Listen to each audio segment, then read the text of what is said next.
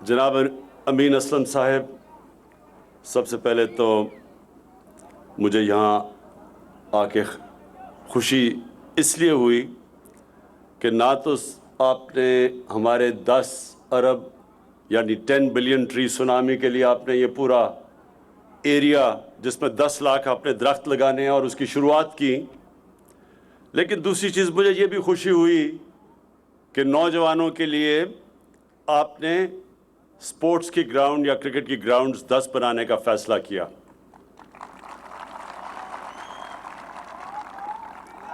دونوں پہ میں پہلے بات کر دوں، پھر میں جو آپ نے اٹک کے لیے جو چیزیں آپ نے ریکویسٹ کی اس کے اوپر بات کرتا ہوں۔ سب سے پہلے تو جو درخت،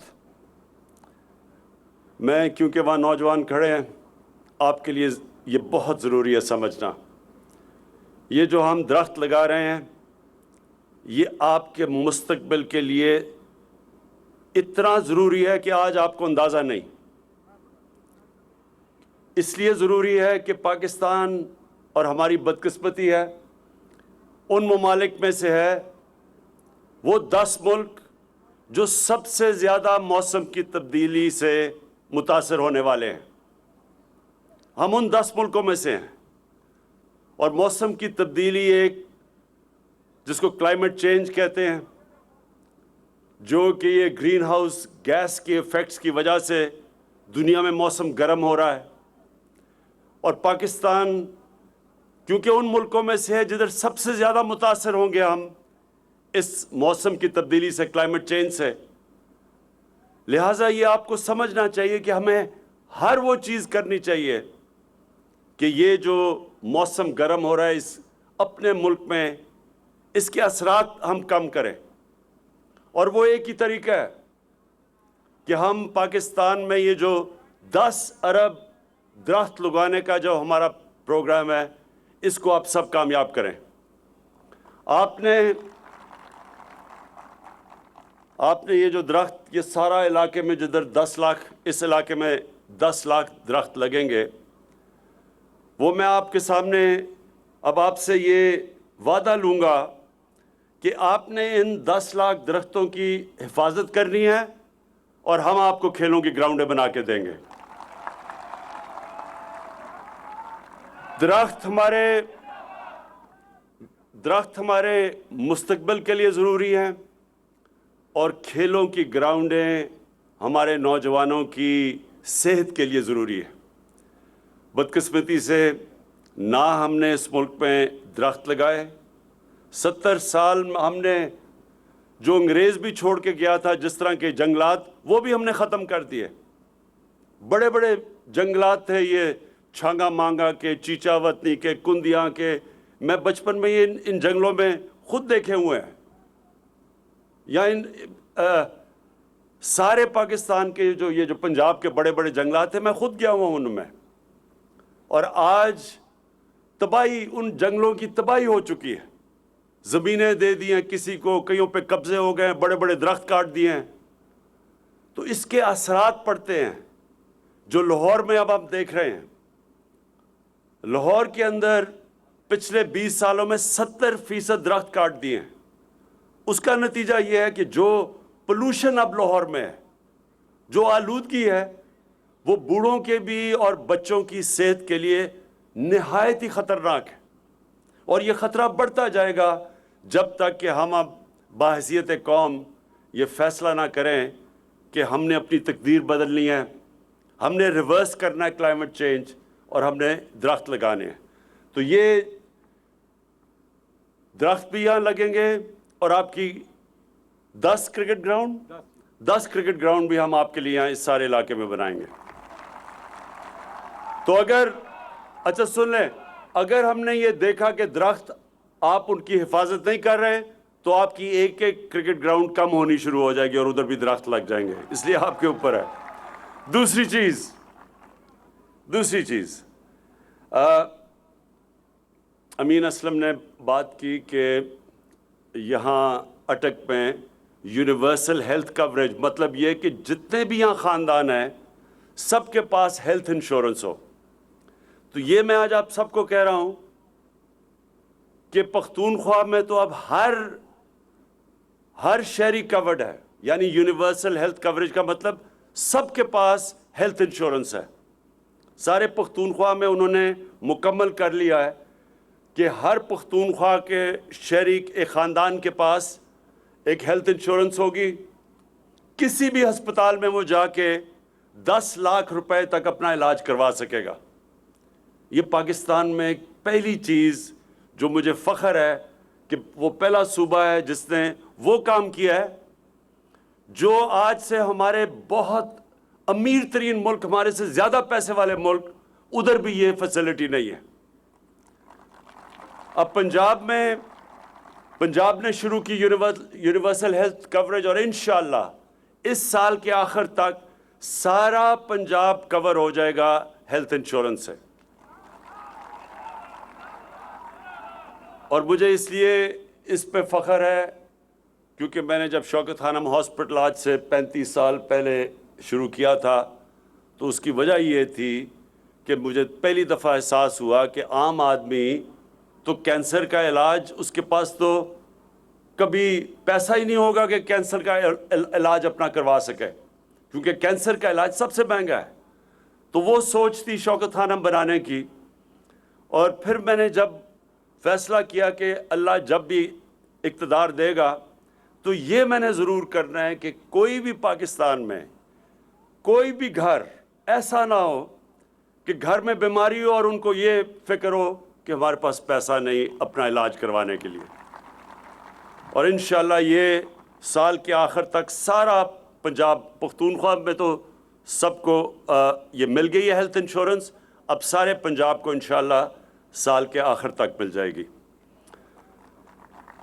اب میں جو آپ نے باقی باتیں کی کہ ٹیکنالوجی زون یا ٹیکنالوجی زون بنائی جائے یہاں کامرا کے پاس، یہ بالکل آپ نے بات ٹھیک کی ہے، اور انشاءاللہ اس کے اوپر میں جاتے ساتھ ہی اپنا جو ہماری یہ جو ٹیکنالوجی زون اسلام آباد میں بن رہی ہے اور ہم 4 علاقوں میں بنا رہے ہیں، ہم انشاءاللہ کامرا کو بھی اس میں شامل کر لیں گے۔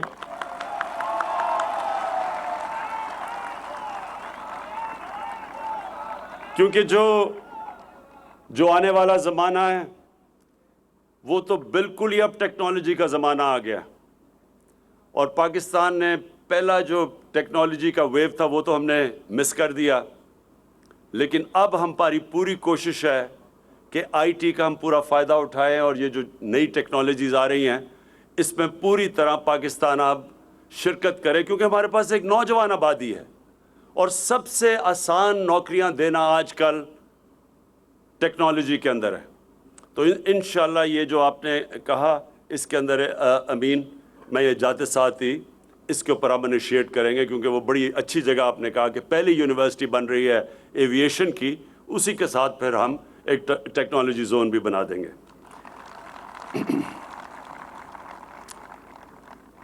اور پھر آپ نے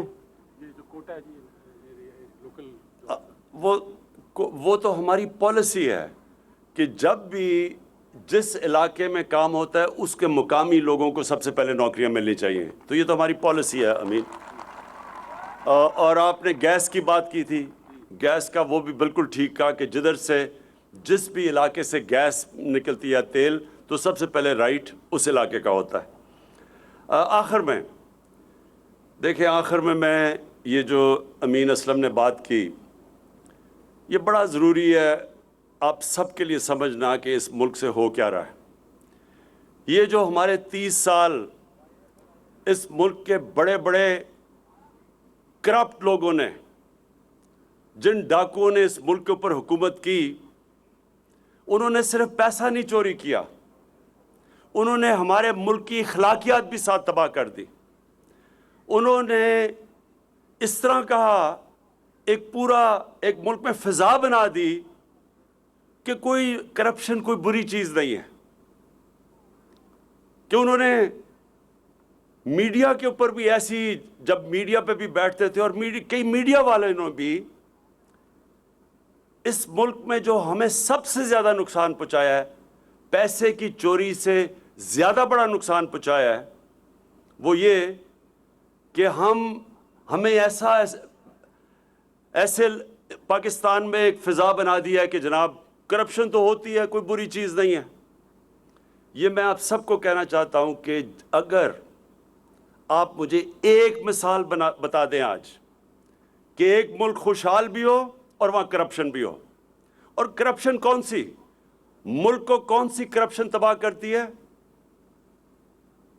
پٹواریوں کی اور تھانے داروں کی، نہیں میں سن رہے ہیں، پٹواریوں کی، تھانے داروں کی، سرکاری نوکروں کی، تنگ کرتی ہیں لوگوں کو، لوگ تنگ ہوتے ہیں رشوت کے، لیکن ملک تباہ نہیں کرتی۔ ملک تباہ کرتا ہے، ایک ملک تباہ تب ہوتا ہے جب اس کا وزیر اعظم اور اس کے وزیر کرپشن کرنی شروع کر دیں، تب ملک تباہ ہوتا ہے۔ اور یہ کیوں؟ اب یہ ذرا سن لیں، کیونکہ میرا کام ہے آپ کی تربیت بھی کرنا، آپ کو سمجھ آنی چاہیے کہ یہ ہو کیا رہا ہے۔ میں جب پرائم منسٹر ہوتے ہوئے جب میں پیسہ چوری کرتا ہوں تو میری مجبوری ہوتی ہے کہ میں وہ پیسہ ملک سے باہر لے کے جاؤں، نہیں تو لوگوں کو نظر آ جائے گا۔ اس لیے میں چوری کرتا ہوں، پہلا نقصان، اس چوری کے پیسے کو جب میں ملک سے باہر بھیجتا ہوں تو میں اس سے بھی بڑا نقصان کرتا ہوں، جس کو منی لانڈرنگ کہتے ہیں۔ اور جب آپ کا پرائم منسٹر شروع ہو جائے چوری کرنے، اور بڑے بڑے اس کے اور اس کے بچوں کے باہر محلاتوں لنڈن کے سب سے امیر علاقوں میں، اور اس کے وزیر بھی پھر شروع ہو جائیں اقامہ لے کے پیسے باہر نکالنا، تو تب وہ ملک تباہ ہوتا ہے اور مقروض ہوتا ہے، تب اس ملک پہ قرضے چڑھ جاتے ہیں، تب وہ ملک کے اوپر یہ گلوں میں زنجیر پڑ جاتی ہے قرضوں کی، تب اس ملک کو جا کے بھیک مانگنی پڑتی ہے دوسرے ملکوں سے۔ اور کبھی بھی ایک ملک جو قرضوں کے دوسروں سے مانگتا ہے اور جو امداد مانگتا ہے، اس کی دنیا میں عزت نہیں ہوتی۔ تو یہ جو نقصان انہوں نے کروایا، جو ساج سب باہر بیٹھے ہوئے ہیں، بچے بھی باہر ہیں، منشی بھی باہر ہے، داماد بھی باہر ہے، سب باہر، اور سارے ایسے شاہانہ زندگی گزار رہے ہیں۔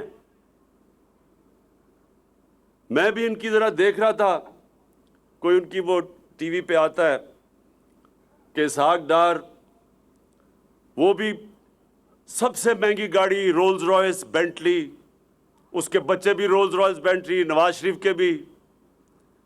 ایسے لگتا ہے کہ یہ پیدا ہی برطانیہ کے بڑے بڑے محلوں میں ہوئے تھے، یہ گوال منڈی میں نہیں پیدا ہوئے تھے۔ اسحاق ڈار کا تو لگتا ہے ایسے کہ باپ کی سائیکل کی دکان نہیں تھی، مے فیئر میں رولز رائس کی دکان تھی۔ کدھر سے یہ پیسہ آیا؟ کدھر سے آیا پیسہ؟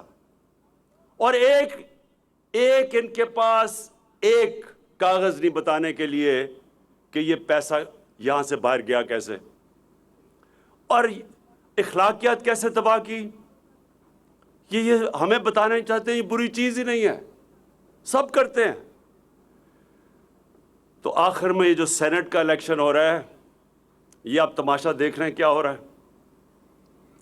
منڈی لگی ہوئی ہے، سیاستدانوں کو خریدنے کے لیے، سینیٹر بننے کے لیے قیمتیں لگی ہوئی ہیں، اور یہ ابھی سے نہیں لگی، یہ 30 سال سے ہمارے ممبرز آف پارلیمنٹ کو خریدتے ہیں۔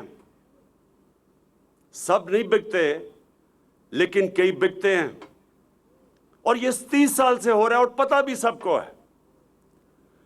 اور ہم کہہ رہے ہیں کہ جناب یہ آپ ممبر آف پارلیمنٹ جو ایک پارٹی کی ٹکٹ پہ ووٹ لے کے آتا ہے، وہ بتائے کہ کسے ووٹ دے رہا ہے، کس کو وہ سینیٹر کا ووٹ دے رہا ہے۔ یہ ساری جماعتیں جمع ہو کے کہہ رہی ہیں کہ نہیں خفیہ ووٹ دو۔ اب مجھے یہ سمجھائیں کہ آپ ایک وقت پہ تو سب کہتے تھے کہ نہیں جی اوپن بیلٹ ہونی چاہیے، آج آپ کہہ رہے ہیں خفیہ ووٹ دو۔ کیا یہ تبدیلی کدھر سے آئی ہے؟ میں آپ کو بتاتا ہوں تبدیلی کدھر سے آئی ہے۔ یہ آپ سوچ رہے ہیں کہ نہ یہ ہمیں گرا سکے، پہلے منار پاکستان ادھر بچارے فلاپ ہو گیا، फैटफ की लेजिस्लेशन में ब्लैकमेल करने की कोशिश, उधर रह गए। कोरोना पे कोशिश, इनका ख्याल था कि हम गवर्नमेंट रह जाएगी, वहाँ अल्लाह ने करम किया हमारे पे। अब ये सोच रहे हैं कि सेनेट के ऊपर हमारे लोगों को खरीद के किसी तरह अपने ज़्यादा सेनेटर ले आएं। अब बताइए कौन सी जमहूरियत है? कभी जमहूरियत में भी कोई पैसे दे के आता है? पिछले इलेक्शन में पख्तूनख्वा के अंदर कुछ 17-18 पे एक एमपीज की वोट के ऊपर एक सेनेटर बनता था। पीपल्स पार्टी के 2 सेनेटर आ गए और उनके कितने एमपीज थे? 6 एमपीज। 6 एमपीज पे 2 सेनेटर आ गए, जबकि एक सेनेटर 17 वोटों पे बनता था। तो ये कैसे आया? ये पैसा चला, सबको पता है पैसा चला। तो आज हम कह रहे हैं कि ओपन बैलेट हो, ये सारे मिलकर कह रहे हैं कि नहीं जी खुफिया बैलेट हो। ये होता है जब एक मुल्क की इखलाकियत तबाह कर दी जाती है। किसी भी मुल्क में, महज़ब माशरे में किसी की जुर्रत ना हो ये कहने की कि खुफिया बैलेट हो, जब आपको पता है कि सेनेट के इलेक्शन में रिश्वतें दी जाती हैं। रिश्वत दे के सेनेटर बनता है और रिश्वत दे के मेंबर्स ऑफ पार्लियामेंट की वोट खरीदता है। और जो सेनेटर करोड़ों रुपया खर्च करके बन के आएगा, वो क्या अवाम की खिदमत करने आएगा? वो अवाम का खून चूसने आएगा, वो पैसे बनाने आएगा। कोई ऐसे भी करोड़ों रुपया खर्च करता है जब तक कि उसे पता ना हो कि मैं पैसा बना सकता हूं। इसलिए ये कौम एक फैसला कुन वक्त पे खड़ी है। एक तरफ पाकिस्तान की अवाम है, एक तरफ ये डाकू और इनके साथ जो इनका माफिया है, और इंशाअल्लाह जीत पाकिस्तान की होगी।